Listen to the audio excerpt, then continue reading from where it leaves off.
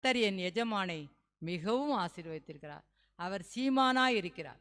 ஆபிரகாமை சீமானாக ஆசீர்வதித்த கர்த்தர் இந்த மாதம் நம் அனைவரையும் அப்படியாய் ஆசீர்வதிக்கும்படியாக நம்ம ஜெபிக்க போகிறோம். எல்லாரும் ஆண்டவரை நோக்கி பார்ப்போம். ஆண்டவரே, அந்த ஆபிரகாமுக்கு கொடுத்த அந்த ஆசீர்வாதம், அவரை எப்படி ஒரு செல்வ சீமானா மாற்றினீரோ, அவர் உம்முடைய மகன், உமக்கு பிரியமானவர், விசுவாசிகளின் தகப்பன்.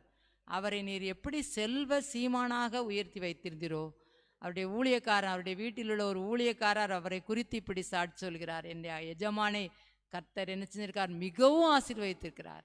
அவர் சீமானா இருக்கிறார். இந்த உலகத்தில் உள்ள ஆஸ்திகளை பூமி தாங்க முடியாத அளவுக்கு இருந்துச்சுன்னு சொல்லப்பட்டிருக்கு வேதத்தில்.